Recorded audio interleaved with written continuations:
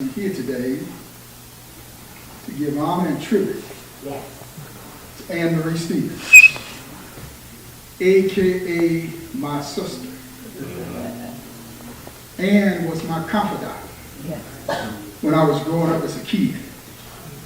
She was the one that I would call and share all my youthful problems with. Nobody knew but me and her. Anne and her husband both worked for the state of Illinois for about 30 years. Every day they would ride the metro train to and from work. Anne was the secretary for the state of Illinois. And I adopted her as my personal secretary. You know, being a coach, sending out mailings, and being a wannabe businessman. Anne was the one that would proofread all of my letters. And believe me, she proofread a lot in her time. The state might not know what she was doing on their time, but she proofread a lot of my letters.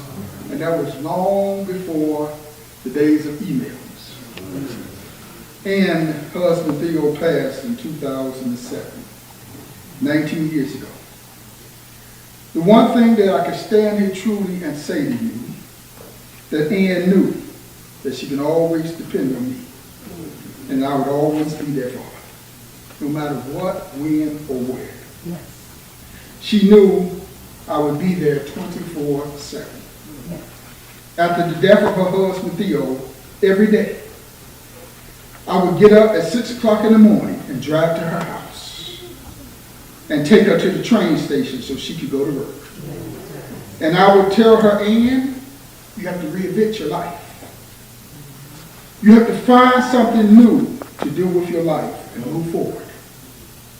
But she just couldn't get past the pain of losing her husband of over 25 plus years. It was so traumatizing for her that it played a key part in the decline of her health. She just couldn't get past that void and emptiness of not having a husband. Over time, as Anne's health began to decline, she needed 24/7 attention. And there was a changing of the guards. I became less visible in her life.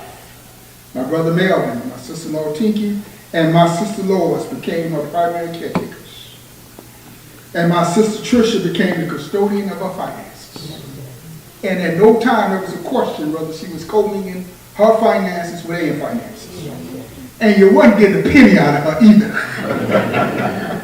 But she was a good steward over my sister, her needs, her concerns, and her finances.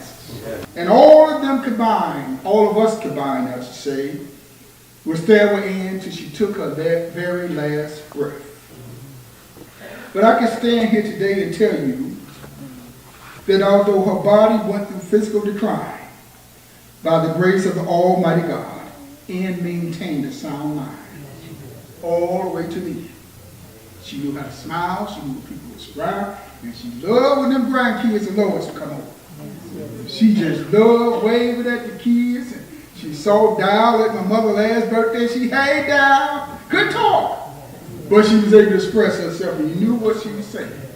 When I walked in the room, no matter what state Anne was in, she never forgot that I was there for her.